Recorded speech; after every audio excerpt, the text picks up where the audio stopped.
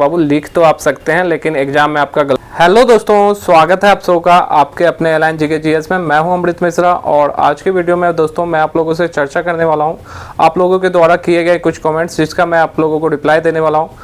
तो सबसे पहले तो अभी मैं कुछ काम से बाहर हूँ, इसलिए मैं लगातार वीडियो अपलोड नहीं करवा पा रहा हूँ। तो जैसे मैं वापस जाऊंगा मैं आपको, जैसा मैंने आपको बताया था, मैं आपको सारे क्वेश्चन वगैरह खुद से भी प्रैक्टिस करवा दूंगा। तो कुछ स्टूडेंट्स का कमेंट है। तो सबसे पहला कमेंट ये है दोस्तों कि टाइपिंग के लिए सर कौन सा साइट सबसे बेहतर है। साइट बहुत सारे हैं, बहुत सारे ऐप भी हैं जिस पे लोग टाइपिंग करते हैं, लेकिन अगर मेरी हिसाब से अगर आपको राय चाहिए कि आपको किस साइट पे सबसे बेहतरीन टाइपिंग का अभ्यास हो सकता है तो वो है आपका बेल्टोन का जो ऑफिशियल साइट है। उस साइट पे जाके आप हिंदी इंग्लिश टाइपिंग का अभ्यास करें। अब दिक्कत उसमें ये हो रही होगी कि सिंपल सी बात है, इंग्लिश टाइपिंग का अभ्यास तो आप उस पर कर लेते होंगे, लेकिन हिंदी टाइपिंग अगर आप मोबाइल से कर रहे होंगे तो फिर वहाँ पे काम ही नहीं कर रहा होगा।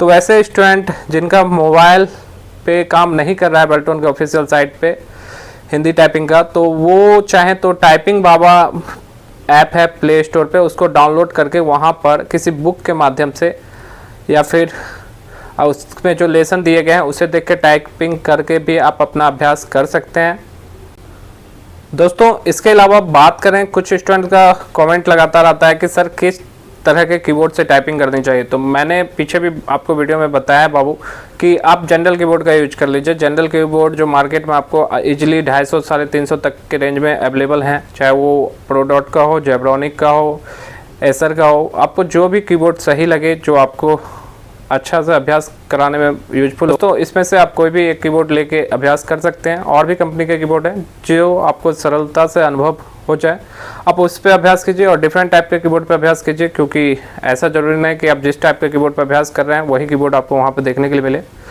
तो बेहतर तरीके से अभ्यास के लिए आपको कीबोर्ड का भी ध्यान रखना है।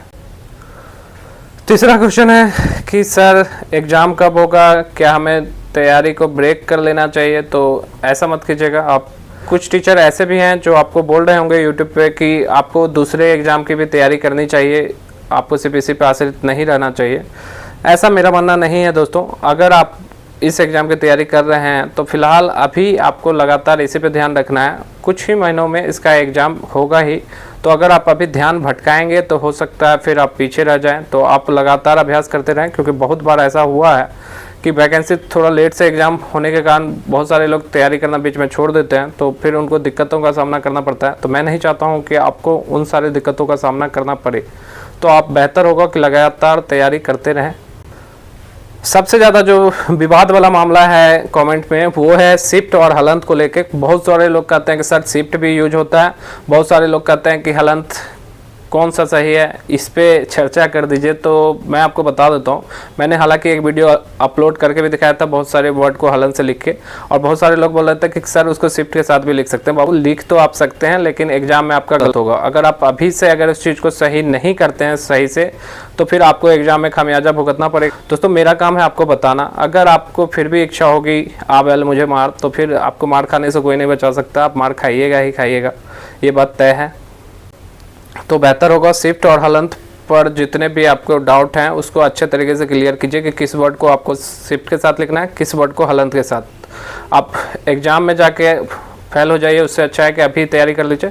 अगर आप रिक्वेस्ट कीजिएगा तो हो सकता है शिफ्ट से जितने भी मेन वर्ड हैं जो शिफ्ट की सहायता से लिखे जाएंगे उसकी PDF आपको टेलीग्राम में दे दी जाएगी, और जो वर्ड हलंत के साथ ही लिखाएगा वो सारे वर्ड भी मैं आपको टेलीग्राम ग्रुप में भेज दूँगा।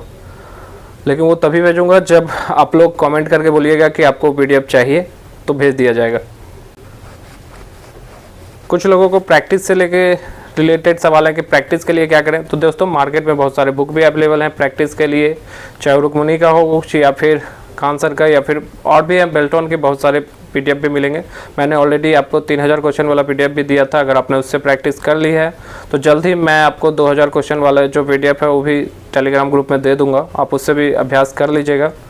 और साथ ही साथ मैं आपको शाम के शाम में लगातार 20-20 क्वेश्चन करके आपको तैयारी करवाई जा रही है, तो आप उन क्वेश्चनों को देखते रहें, उनके PDF भी आपको टेलीग्राम ग्रुप में ही मिल जाएंगे। कुछ स्टूडेंट्स के कमेंट आते हैं, ये पीछे के कमेंट ही हैं जो लगातार अगर आप देख लेते लगातार सारी वीडियो तो आपको ये सारे जवाब मिल चुके होते।